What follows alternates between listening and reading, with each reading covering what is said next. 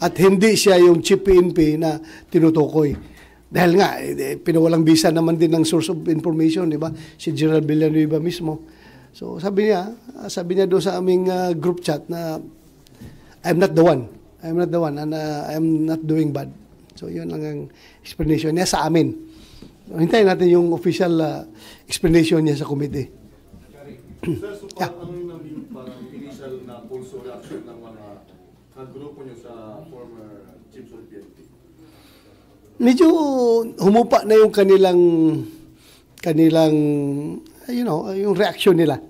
Yung kanilang violent reaction to that sweeping information, sweeping allegation.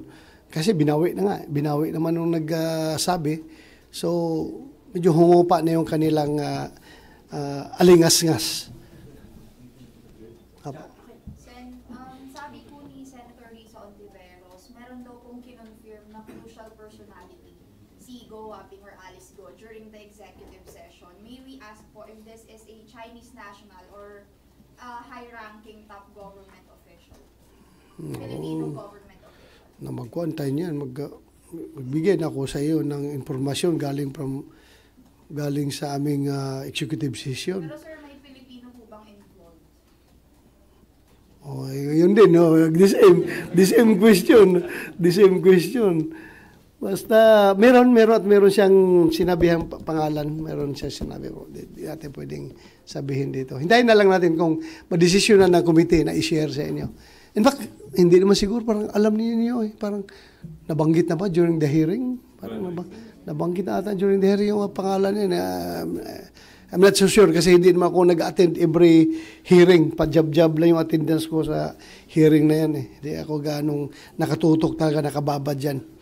Sigurado ako nakababa dyan si Senator Win Gatchalian at saka si the chairman, Senator Risa. Silang dalawa nakatutok dyan. Sir, after the executive session, nandun na ba kayo sa punto na natumbok niya na yung katotohanan? Or nasa sa likod ng, you must remind sa likod ng katotohanan? Kung totoo bang boyfriend niya si Mayor Suwal, Mayor Suwal, magkasira?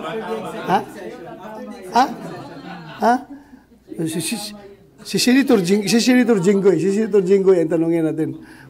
Kaya dyan siya nakapokus sa anggulo na yan. Pero sir, parang porsyento sir, ilang pa yung parang percent na hinahanap nyo para talagang may siwalat na yung katotohanan?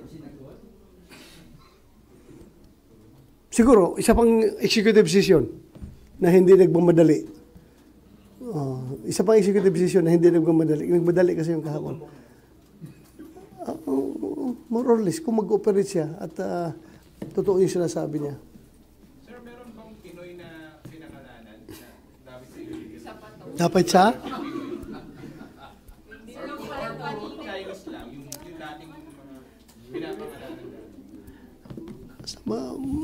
More or less, kung ano yung sinabi niya doon sa hearing, di ba? May mga na walang Pilipino na involved, di ba? O sabi niya, walang Pilipino involved doon sa hearing, di ba? Hindi sa executive session, ha? That's my way of answering your question. Doon sa executive, sa open hearing. Wala mo siya sinabi doon na Pilipino talaga, di ba? Sir, pwede pa nag-close door kung nabanggit din naman pala dun sa... Yan nga. Pero meron siyang sinabi doon. Hintayin na lang natin yung decision ng committee kung it has to be made public. Okay na po. Sir, Kaya, nyo lang sir dun sa muntik magpang-abot kagabi si Senator Zubiri. Ano? Yung muntik magpang-abot. Nandun pa kayo sir? wala na ako. Pero napanood nyo na sir yung video? Medyo, may napapanood ako. Anong reaction nyo sir? Ha? Ha? I mean, that's not a good incident to occur in the plenary. Hindi maganda tingnan. But anyway, diyan nagpapakita na talaga seryoso yung dalawa sa kanilang trabahong ginagampanan. Talagang intense yung kanilang desire na magampanan yung trabaho nila bilang senador, kaya umabot sa punto na talagang nagsisigawan. So, mabuti na lang, hindi nagkakasakitan, hanggang sigawan lang. It's good. At I'm informed na nagbalikan man sila ng loob pagkatapos, di ba? Parang nagka-reconcile sila. So, wala na, okay na. Then may kumausap ba sa inyo about the leadership change? Pagpapalitan ng SP? Wala. Secret. Contradicting statements, ano? Wala. Tapos secret. Wala.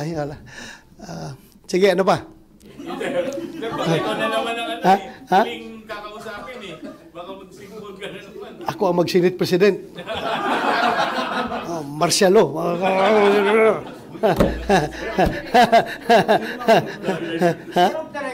na naman tayo, sir. Ano? Mag-viral na naman tayo Kayo ha? Wala nga. Chill lang kayo dyan. Chill lang. Chill. Huwag kayo masyadong seryoso dyan. Chill lang. Ano pa?